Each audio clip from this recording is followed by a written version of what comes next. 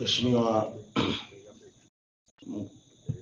mkuu wetu wa mkoa wa Mwanza ambaye ndiye mgeni rasmi katika shughuli hii, ndugu yetu Bwana Muhammad Said Mtanda,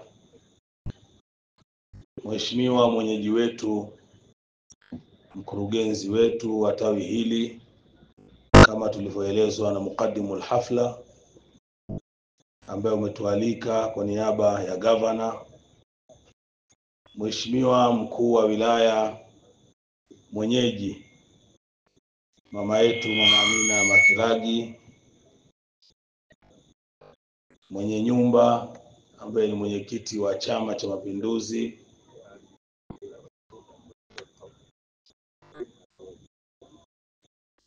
ndugu yetu Bwana Smart kama lilivyo jina lako, Mwenyezi Mungu ameendelea kufanya uwe mtu smart. Waheshimiwa madasi, nimeona madasi wawili wa Nyamagana na Ilemela, nitambue kuwepo kwenu, na viongozi mbalimbali kutoka serikalini, kwenye chama, wafanyabiashara, watu wa mji, watoto wetu yatima ambao wamehudhuria kutoka kwenye vituo, waandishi wa habari. Asalamu alaykum wa rahmatullahi wa barakatuh. Kwa mujibu wa ratiba, mimi nimetakiwa kutoa salamu tu, lakini hasa niseme ni shukrani kwa jamii ya Kiislamu kwa niaba ya Mheshimiwa Mufti na Sheikh Mkuu wa Tanzania. Nitumie nafasi hii kwa niaba ya Waislamu wa mkoa wa Mwanza kuishukuru tawi la Benki Kuu kanda hii ya Mwanza au tawi la Mwanza na Mara kwa hatua ile ya kuwa na utaratibu na utamaduni kwamba kila ufikapo mwezi wa Ramadhani basi tunaalikwa kuja kushiriki katika iftar hapa. Nitumie nafasi hii kumpongeza mkurugenzi, lakini afikishe salamu za shukrani kwa gavana wa Benki Kuu ambaye kwa hakika mfumo huu unaoendelea ni mfumo bora, mzuri, unaotuleta pamoja. Ninachojua mimi, mmezingatia mambo mengi. Moja ni kutambua kwamba wako Watanzania ambao kipindi hichi wanamrejea Mola wao, na mjue kwamba mnapotoa iftar hii, kwa maana iftari, mnapata baraka nyingi za Mwenyezi Mungu. Na nipongeze mfumo wa Benki Kuu. Nimeshuhudia mbali ya kutuita sisi kuja kufuturu hapa, bado mmekuwa mkikusanya baadhi ya makundi na kuwapa kitu cha kwenda nacho. Huu ni mfumo mzuri sana. Badala yake tungefuturu tu sisi hapa, wengine wakachukua kipande kimoja tu wakaacha, na baadaye vikenda kutupwa kwa dampo.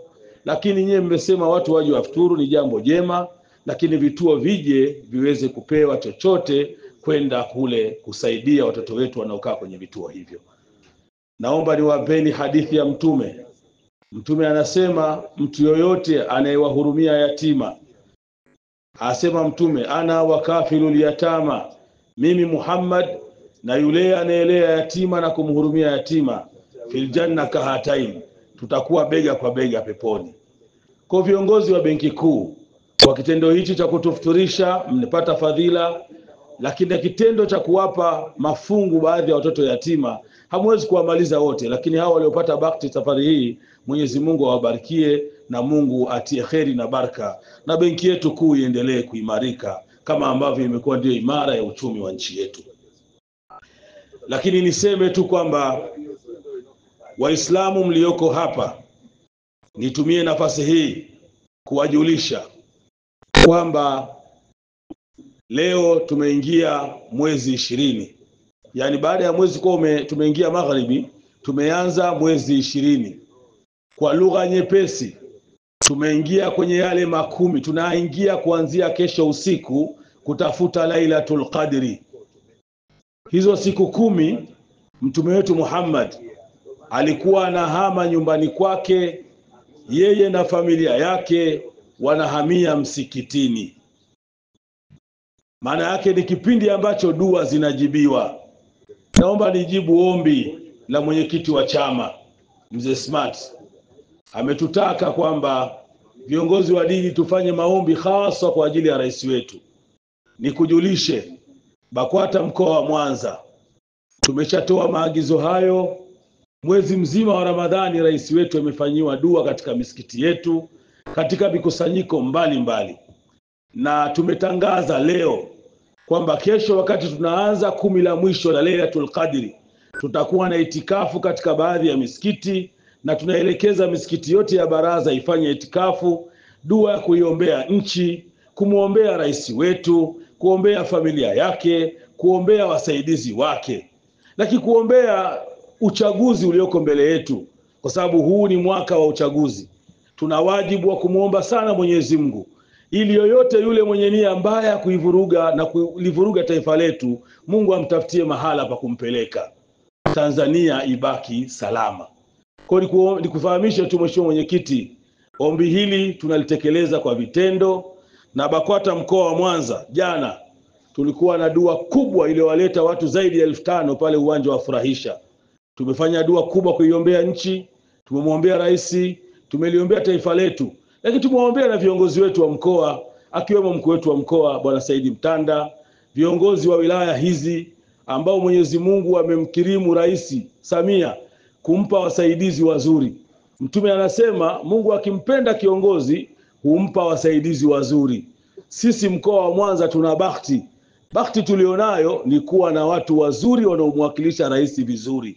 Miongoni mwao ni mkuu wa mkoa na wakuu wetu hawa wilaya. Lakini sio hawa tu, hata wasaidizi wao madasi. Mheshimiwa mkuu wa mkoa, juzi mimi nilikuwa natembea kualika Badri Day. Nilipokwenda kule Nyamagana, dasi mwenyewe alitoka ofisini kuja kunipokea. Mama Kilagi alitoka ofisini kuja kunipokea. Lakini wewe sisemi ule uaminifu wako, uadilifu wako, uungwana wako hasa tunapofika ofisini kwako. Ni ishara tosha kwamba nyinyi mnatosha, na tunamwomba Mwenyezi Mungu muendelee kutusaidia katika mkoa wa Mwanza, kwa sababu tunaiona Mwanza imetulia, Mwanza inaenda vizuri. Mungu awabarikie. Lakini kama haitoshi, mwenye nyumba mwenyewe ambaye ni mwenyekiti wa chama amekaa amevaa viatu vimeenea, na tunashuhudia uongozi wake uliotukuka. Kwa hiyo niseme tunatoa wito kwa Waislamu wa mkoa wa Mwanza kuzidisha dua kuiombea nchi, kujiombea sisi wenyewe shida zetu na haja zetu, lakini kutokuacha kumwombea rais. Kuacha kumwombea rais umejiadhiri mwenyewe, kwa sababu yule rais akitengamaa na sisi mambo yetu huko yanatengamaa. Rais akivurugikiwa na mambo huko yatavurugikiwa. Na kumwombea rais sio uchawa. Yaani ukitokea wewe unamwombea rais afu akatokea watu sasa chawa huyo anajipendekeza, basi huyo hajielewi wala hajitambui. Sisi tuendelee kumwombea rais, na kwa mazuri aliyofanyia mkoa wa Mwanza na kuifanyia Tanzania, tunayo haki ya kumwombea sana. Mwenyezi Mungu ampe kipindi kingine ili aweze kuifikisha Tanzania na Mwanza pale inapotakiwa. Ndugu zetu wa Benki Kuu, mnafanya kazi kubwa, lakini ikiwapendeza muendelee kutoa ufafanuzi. Maana kuna tangazo linapita, notice zinabadilishwa. Mimi mke wangu huwa na kibubu kake. Sasa akaniambia, "Shehe, mimi naona hichi kibubu nikivunje, maana sisi zikapotelea humu ndani." Sasa watu hawaelewi zinazobadilishwa ni zipi. Kwa hiyo nilikuwa na shauri pia mkipata nafasi mtueleze vizuri ni noti zipi, na kwa fursa kama hii tungeweza kuelewa zaidi. Unajua hamna kitu kikubwa kama fedha. Fedha ndio kila kitu. Yuko msemaji mmoja wa Kiislamu anasema, "Inna darahima fil mawatin kulliha taksu rijala mahbatan wa jamala, fahiya lisanu liman arada fasaha wa hiya silaha liman arada qitala." Fedha ndio mwisho wa maneno. Anasema inna darahima fil mawatin kulliha, fedha kwenye kila jambo, taksu rijala mahbatan wa jamala. Fedha ndio inayoweza kumpamba mtu akaonekana mtu. Fahiya lisanu liman arada fasaha, fedha ndio ulimi kwa mtu anayezungumza. Wahia asilahu liman arada qitala, na fedha ndio silaha kwa anayetaka kuingia kwenye mapambano. Anasema mwenye fedha akisema, hata akisema urongo, watu huwa wasema kwamba umesema kweli. Na mtu asiyekuwa na fedha hata aseme kweli, watu waweza kusema na huyu naye. Sasa nyinyi mmechukua jukumu la kulinda fedha. Ni imani yangu kwamba mtaendelea kuzilinda fedha za Tanzania, na tumeshuhudia hapa katikati Mimi hupata bahati ya kusafiri kidogo. Kuna time ilikuwa dola shida hapa, lakini kuna utaratibu umefanywa na Rais Samia na nyinyi wasaidizi wake, hali ikawa nzuri na tumerudi kwenye hali nzuri. Sisi kama viongozi wa dini, yuko mtu anaweza akasema viongozi wa dini wasisemeseme mambo haya. Sisi viongozi wa dini ni raia wa nchi hii. Tunapoona kizuri tuna wajibu wa kusema. Ndio maana hata jana mkuu wa mkoa mimi nimetokea nilialikwa kueleza miaka 4 ya rais. Sasa nilipofafanua pale watu wakasema, "Sheikh, umekuwa mwanasiasa?" Sio mwanasiasa, mimi Mtanzania na yaona mazuri ya rais. Kwa nini nisiseme?